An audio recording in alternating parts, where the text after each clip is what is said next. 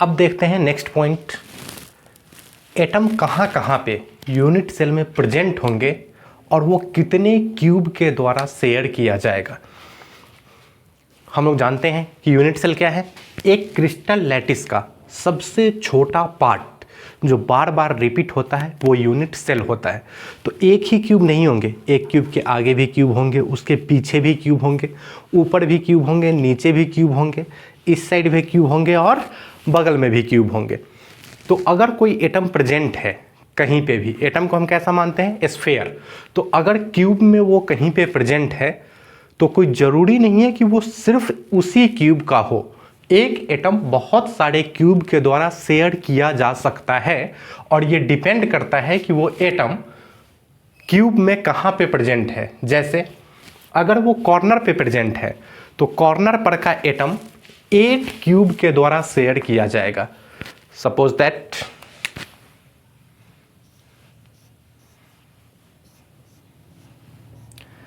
ये एक क्यूब है और मान लेते हैं कि इस कॉर्नर पे एक एटम है।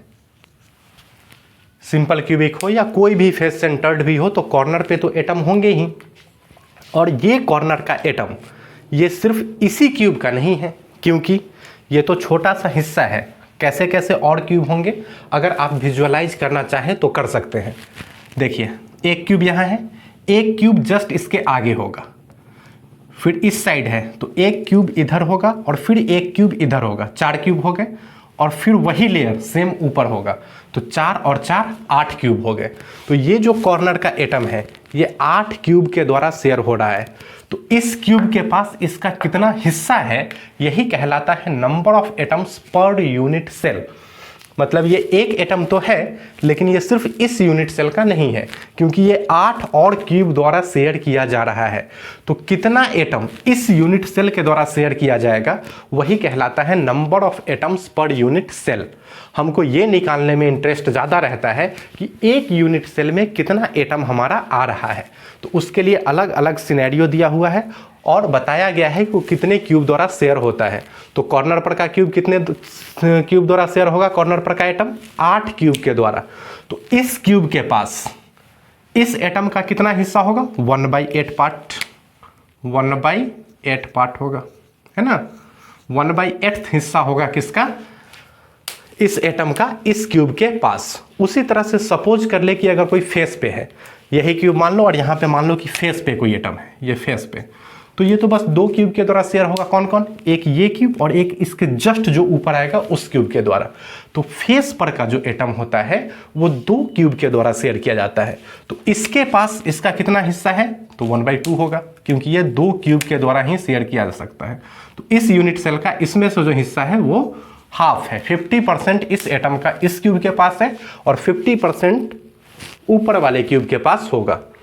सपोज अगर एज पर कोई एटम है, एज मतलब किनारा, किनारे पे कोई एटम है तो वो कितने क्यूब द्वारा शेयर किया जाता है, 4 क्यूब। आप समझ भी सकते हैं। सपोज अब ये हटा देते हैं, सपोज यहाँ पे मान लो कि यहाँ पे है एज पे, अब ये एज पर कोई एटम है, स्फीयर ही है, तो ये 4 क्यूब द्वारा शेयर किया जाएगा। कैसे, एक तो ये है, एक इसके बगल में बोर्ड से बाहर और 2 फिर ऊपर, 4 क्यूब हो गए।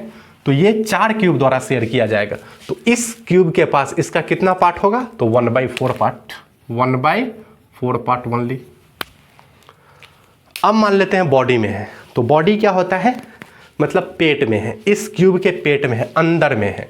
यहाँ पे मान लो कोई एटम है, तो इसको ऐसे समझ सकते हैं कि ये जो यूनिट सेल है ये इस एटम को क्या कर गया है, खा गया है। वो एटम उसके पेट में है तो सिर्फ और सिर्फ उसी का हिस्सा बनता है इस एटम पे, क्योंकि ये बॉडी के अंदर है। तो ये पूरा का पूरा एटम इसी क्यूब का है, तो इसलिए इसका पूरा 100% मतलब 1 किस में होगा, एक ही क्यूब द्वारा शेयर किया जाएगा। अगर कोई एटम किस में आता है, बॉडी में, उसी क्यूब का वो 100% हिस्सा हो जाएगा। तो इस तरह से इतनी जानकारी से अब हम लोग निकाल सकते हैं number of atoms per unit cell different cases में। कहने का मतलब सिंपल क्यूबिक यूनिट सेल में number of atoms per unit cell कितना होगा, एफसीसी में कितना होगा, बीसीसी में कितना होगा।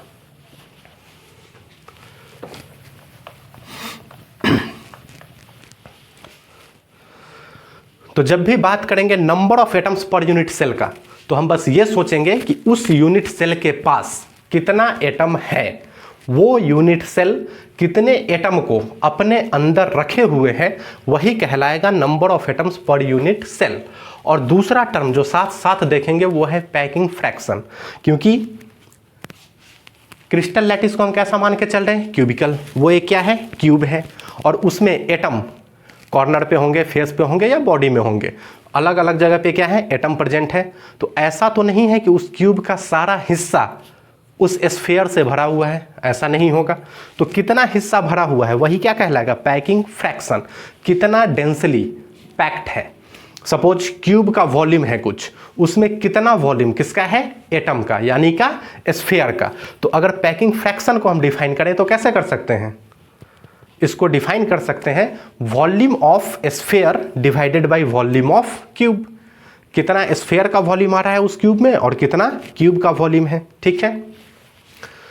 तो उस तरह से हम अलग अलग केस में देखेंगे। तो सबसे पहले देखते हैं सिंपल क्यूबिक यूनिट सेल के बारे में। और हम लोग पहले देख चुके हैं, जब भी वर्ड आएगा सिंपल या प्रिमिटिव, इसका क्या मतलब होता है, इसका ये मतलब है कि एटम जो प्रेजेंट है वो सिर्फ और सिर्फ उस यूनिट सेल के कॉर्नर पे ही प्रेजेंट है। तो अब बात कर लेते हैं सिंपल क्यूबिक यूनिट सेल का।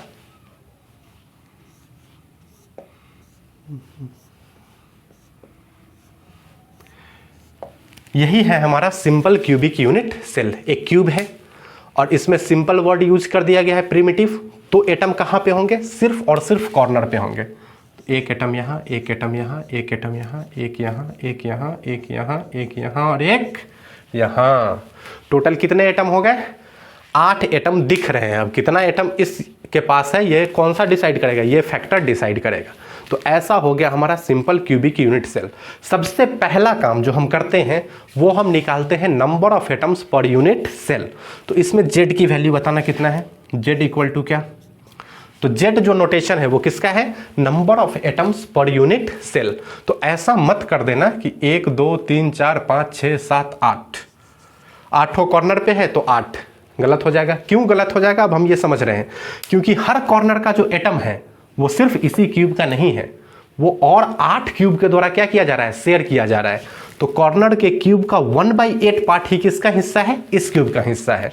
तो हम सारा कॉर्नर का एटम है तो इसमें किससे गुना कर देंगे, 1/8 से, मतलब टोटल कितना हो गया, 1। तो देखने में लग रहा है कि 8 एटम है इस क्यूब के पास, लेकिन 8 का 8वां हिस्सा मिलके कितना हो गया, 1। इस क्यूब का 8वां हिस्सा, इस क्यूब का 8वां हिस्सा, इस तरह से टोटल 8 क्यूब का 8वां हिस्सा, और सब जोड़ के कितना हो जाएगा, 1। तो जेड हमारा निकल के क्या आ गया, 1। तो जब भी number of atoms per unit cell निकालना हो तो पहले तो देख लो कि कितना एटम दिख रहा है वो लिख दो, और वो कितने क्यूब द्वारा शेयर किया जा रहा है उसका फ्रैक्शनल वैल्यू यहाँ पे लिख देंगे।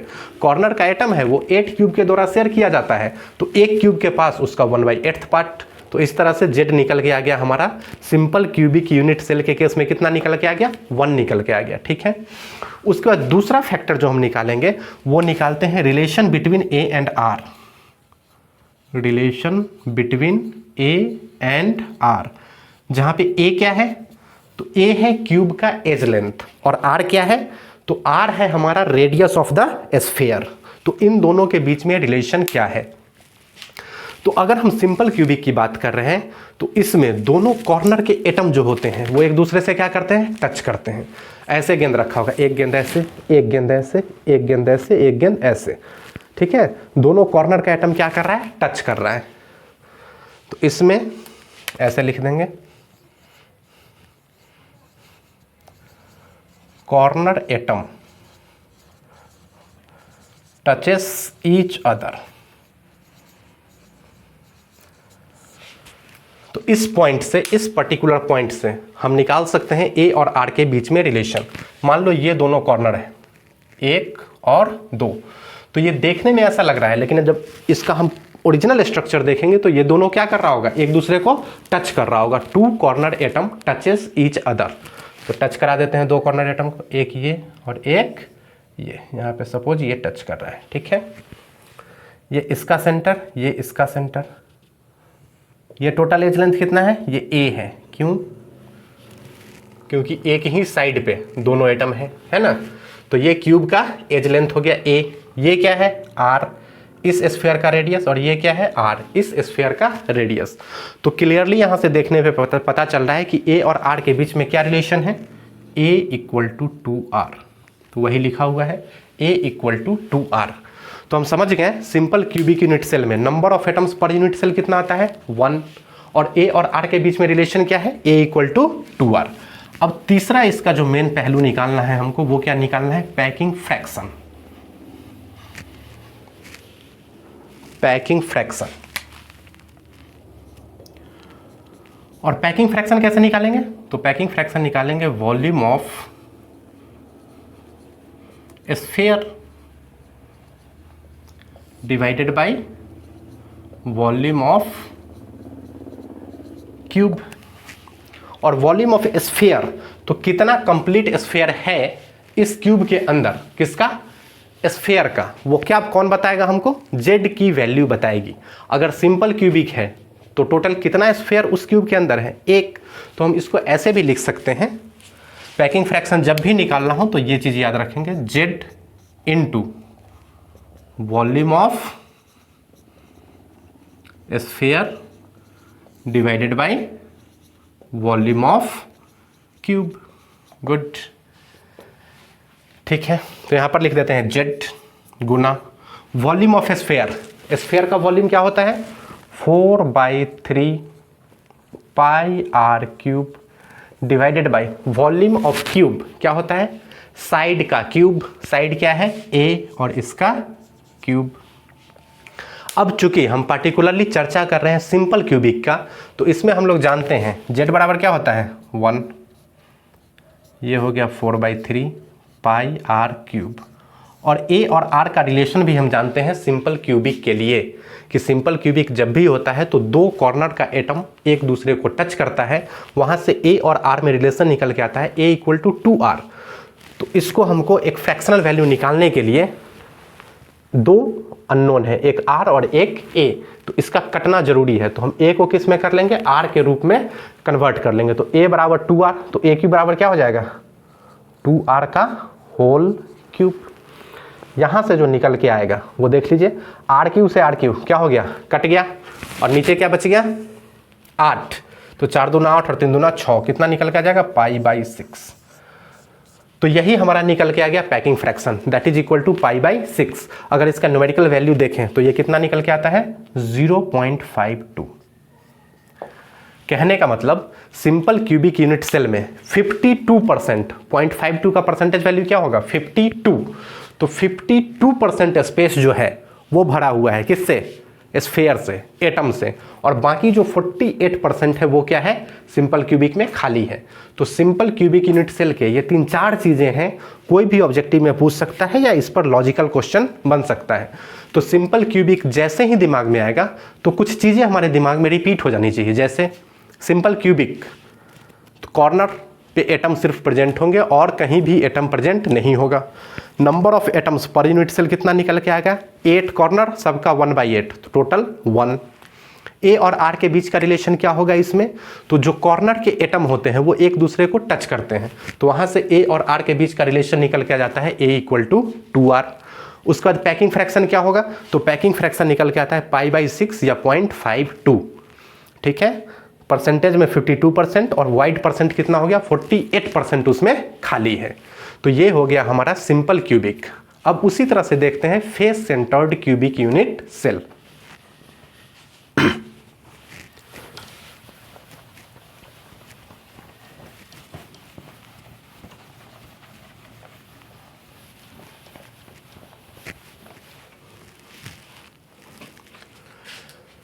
जैसे ही face centred cubic unit cell की चर्चा होगी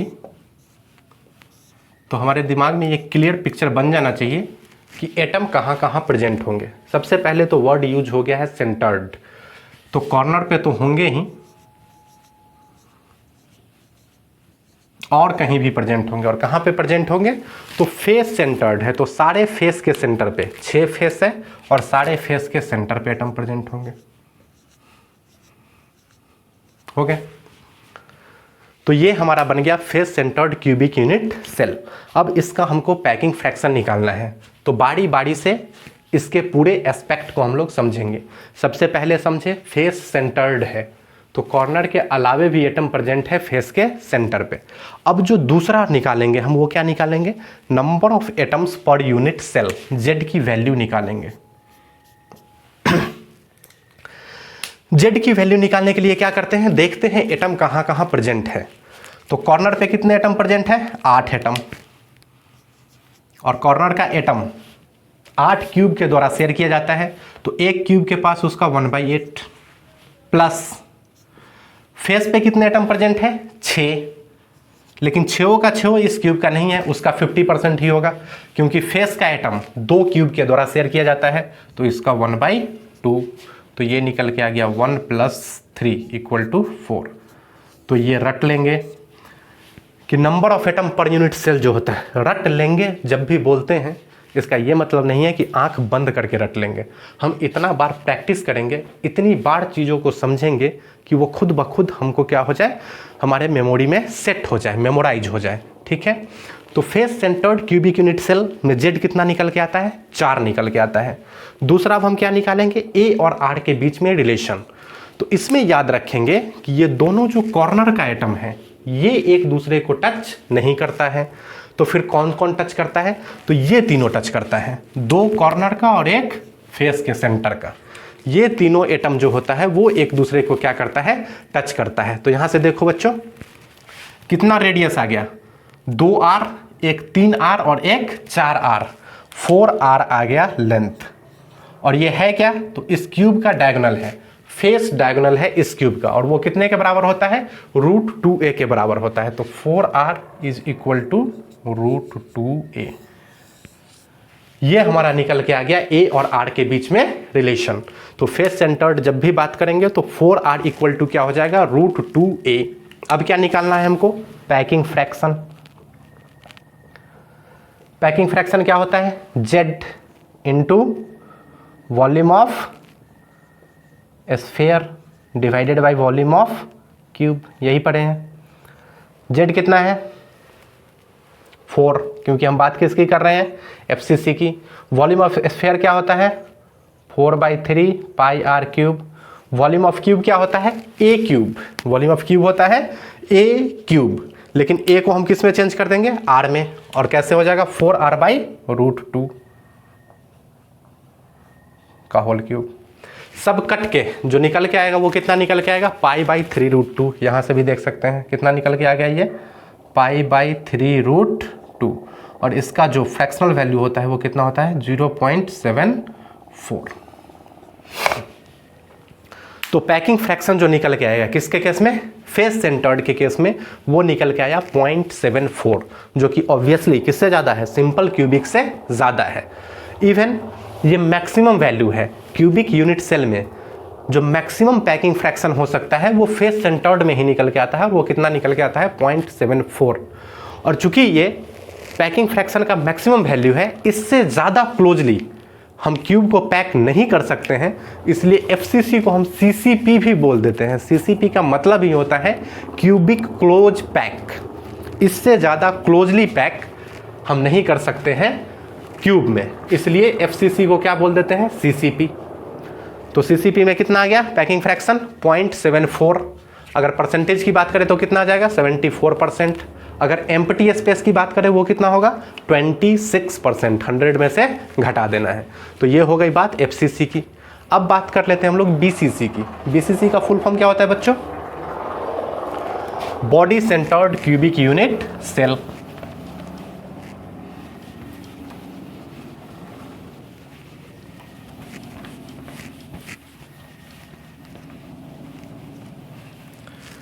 तो आ जाइए बात कर लेते हैं बीसीसी की।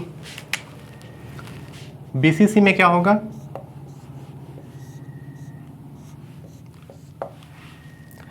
सारे कॉर्नर पे तो एटम प्रेजेंट होंगे ही, सिंपल हो या सेंटर्ड हो, कॉर्नर पे एटम रहते ही रहते हैं। अब क्या है, बॉडी सेंटर्ड, तो एक एटम कहाँ होगा, बॉडी के सेंटर पे, क्यूब के बीचों बीच। सबसे पहले हम क्या निकालेंगे, Z, number of atoms per unit cell. 8 corner पे है एटम, 8, लेकिन ये 1/8 पार्ट ही है इसका, प्लस एक कहाँ है, बॉडी के सेंटर पे, और ये 1 पूरा का पूरा इसी क्यूब का है, मतलब पूरा हिस्सा इसी का है, तो 1 ही रह गया। ये क्या हो गया, 1 + 1 = 2। तो BCC में जो Z का वैल्यू निकल के आया वो कितना निकल के आया, 2 निकल के आया। A और R के बीच का रिलेशन देखना है, तो इसमें जो होता है वो कॉर्नर का एटम एक दूसरे को टच नहीं करता है, इसमें क्या टच करता है, तो ये देखो बच्चों, ये बीच का जो एटम है, बॉडी पर का जो एटम, वो अपोजिट कॉर्नर के साथ टच करते हैं। ये देख रहे हो, ये तीनों एटम एक दूसरे को टच करते हैं। तो यहाँ से हम आसानी से निकाल सकते हैं A और R के बीच में रिलेशन। ये तीनों दूर दूर दिख रहे हैं, लेकिन तीनों क्या है, एक दूसरे से सटे हुए हैं, एक दूसरे से चिपके हुए हैं। तो इस पूरे लेंथ में रेडियस कितना आ जाएगा, 1 R इसका, 1 R इसका और 2 R इसका, 4 R। और ये है क्या, तो ये क्यूब का बॉडी डायगोनल है, और बॉडी डायगोनल क्यूब का हम जानते हैं कितना होता है, √3a। तो ये हो जाएगा 4R = √3a। This is the relation between R and A। अब यदि हमको पैकिंग फ्रैक्शन निकालना हो, Z into volume of sphere, Z कितना है 2, वॉल्यूम ऑफ स्फीयर क्या होता है 4/3 πr³ divided by volume of cube A³, लेकिन A को हम R के टर्म्स में लिख लेते हैं, तो 4R/√3³। रटना कुछ भी नहीं है, सारा चीज़ समझ के भी हम कैलकुलेट कर सकते हैं। तो यहाँ से पैकिंग फ्रैक्शन क्या निकल के आ जाएगा, देखो √3π/8, सब चीज़ कट जाएगा और लास्ट में निकल के आ जाएगा √3π/8, जो वैल्यू आएगा 0.68। तो body centred cubic unit cell में कितना परसेंटेज भरा रहता है, 68% भरा रहता है, और 32% क्या रहता है, खाली रहता है। तो आप देख लिए कि सिंपल क्यूबिक हो, FCC हो या BCC हो, सबसे ज़्यादा पैकिंग फ्रैक्शन किस में निकल के आता है, FCC में 74%। इसलिए FCC को ही कहा जाता है क्यूबिक क्लोज पैक। अब देखते हैं डिस्टेंस ऑफ क्लोजेस्ट अप्रोच। दो एटम के बीच में क्लोजेस्ट डिस्टेंस कितना हो सकता है, उसी को बोलते हैं डिस्टेंस ऑफ क्लोजेस्ट अप्रोच। और इसका फॉर्मूला याद रखना है, D = क्या होता है 2R, एक R इस स्फीयर का और एक R इस स्फीयर का, वो सबसे क्लोजेस्ट डिस्टेंस हो सकता है दो स्फीयर के बीच में। तो D = 2R। अलग अलग केसेस में A और R के बीच का रिलेशन अलग अलग है, तो हम कैलकुलेट कर सकते हैं, कोई भी कंडीशन देगा तो D को वहां से कैलकुलेट कर सकते हैं। बस याद रखना है कि डिस्टेंस ऑफ क्लोजेस्ट अप्रोच किसके बराबर होता है, 2R के बराबर होता है। उसके बाद एक और एस्पेक्ट देखते हैं, क्या होता है डेंसिटी ऑफ यूनिट सेल। अभी हम लोग देखे थे पैकिंग परसेंटेज या पैकिंग फ्रैक्शन, कितना पार्ट क्यूब का भरा हुआ है स्फीयर से। अब बात करेंगे हम density of unit cell. Density क्या होता है, तो डेंसिटी होता है मास पर यूनिट वॉल्यूम। किसका डेंसिटी निकालना चाह रहे हैं हम, यूनिट सेल का। तो मास किसका लेंगे, यूनिट सेल का। वॉल्यूम किसका लेंगे, यूनिट सेल का। ठीक है,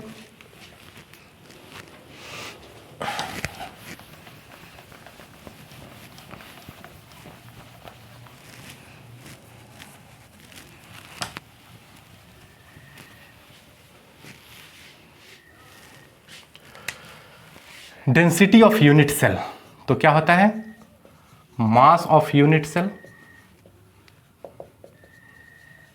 divided by volume of unit cell. ठीक है, mass of unit cell, unit cell में किसका मास होगा, क्यूब का।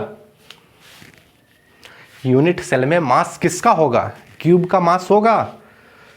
क्यूब बस रेगुलर अरेंजमेंट है पॉइंट्स का, है ना।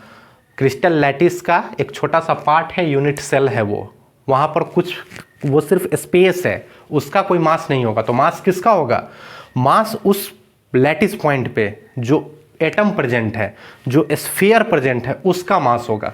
तो mass of unit cell depend करेगा कि कितना एटम उस यूनिट सेल में प्रेजेंट है, मतलब Z, number of atoms per unit cell. तो इसको ऐसे लिख सकते हैं, Z इंटू मास, यही ना। और वॉल्यूम ऑफ यूनिट सेल क्या होता है, यूनिट सेल तो क्यूब है, तो A³। अब हमको यूनिट सेल का मास नहीं दिया रहता है, हमको दिया रहता है मॉलिक्यूलर वेट। कोई भी कंपाउंड है, जैसे NaCl हो गया या कोई और भी कंपाउंड है जो कि किसी भी क्रिस्टल लैटिस में क्या हो रहा है, क्रिस्टलाइज हो रहा है, तो उसमें हमको उस यूनिट सेल का मास ना दे करके क्या दिया रहता है, मॉलिक्यूलर वेट दिया रहता है। तो मास कैसे निकाल लेंगे, तो मॉलिकुलर वेट क्या होता है, एवोगैड्रो नंबर Na जो होता है 6.022 इंटू 10⁻23, इतने नंबर कि एटम या मॉलिक्यूल का मास है क्या, मॉलिकुलर मास। तो एक एटम का मास क्या होगा, एक यूनिट सेल का मास क्या होगा, तो उसमें एवोगैड्रो नंबर से हम क्या कर दें, डिवाइड कर दें। ठीक है, तो ऐसे लिख सकते हैं Z capital M divided by A³ into Na। यही हमारा फॉर्मूला निकल के आता है किसके लिए, डेंसिटी ऑफ यूनिट सेल के लिए। जहाँ पे ध्यान रहे Z क्या होगा, तो Z है number of atoms per unit cell. यदि सिंपल क्यूबिक यूनिट सेल का डेंसिटी का बात करें तो यहाँ पर Z की जगह पर क्या आएगा 1, यदि फेस सेंटर्ड रहे तो Z की जगह पे 4, और यदि बॉडी सेंटर्ड रहे तो Z की जगह पे 2। M क्या है, मॉलिकुलर वेट है किसका, क्रिस्टल का, वो दिया रहेगा, NaCl है, CaF2 है या कोई और भी है, तो उसका मॉलिकुलर वेट हमको पता होगा। A क्या है, एज लेंथ ऑफ क्यूब, यहाँ से A और R के बीच का हम रिलेशन भी जानते हैं, है ना। Na क्या है, एवोगैड्रो नंबर, जो कि बराबर होता है 6.022 इंटू 10⁻23। तो यहाँ पर सारे चीज़ों को हम अच्छे से क्या हो गए हैं, समझ गए हैं। एक बार सारे चीज़ों को मेमोराइज कर लेंगे।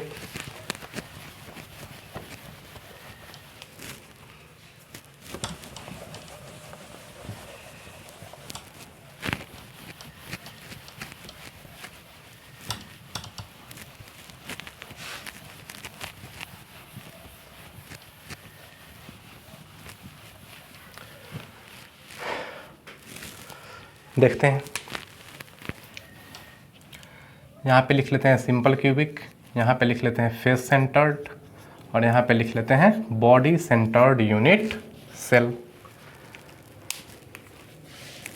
सारे चीज़ का कॉलम क्या करना है, हमको भरना है। यहाँ पे मान लो क्या है, Z,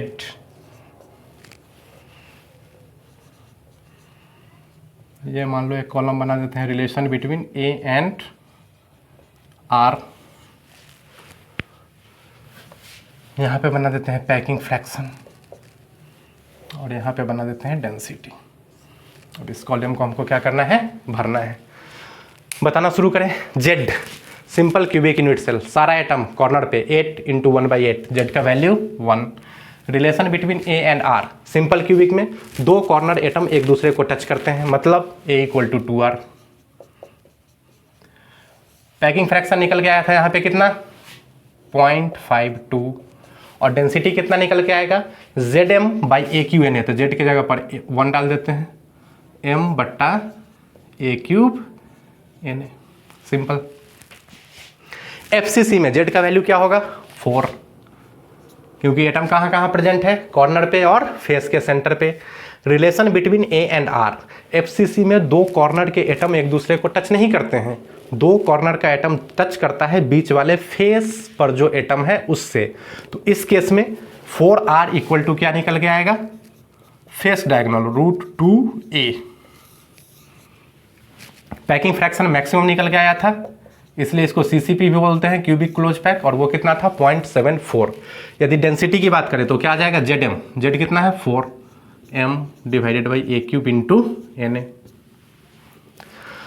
अब बात करते हैं BCC की। तो BCC में क्या होता है, एटम कहाँ प्रेजेंट होते हैं, कॉर्नर पे और एक बॉडी के सेंटर पे। Z का वैल्यू कितना निकल के आया था, 2। Relation between A and R, दो अपोजिट कॉर्नर के एटम और एक बीच का जो बॉडी पर का जो एटम था, वो तीनों एक दूसरे को क्या कर रहा था, टच कर रहा था। तो पूरा ये डायगोनल हो गया, ये क्या हो गया, बॉडी डायगोनल, कितना के बराबर, √3a, और उसमें कितना रेडियस आया, तो बीच वाले का 2R, कॉर्नर का R और इस कॉर्नर का R, 4R। तो ये आ गया 4R = √3a। पैकिंग फ्रैक्शन कितना निकल के आया था, 0.68। और यदि डेंसिटी की बात करें तो Z का वैल्यू क्या है, 2, ये हो जाएगा 2m/A³ इंटू Na। ठीक है,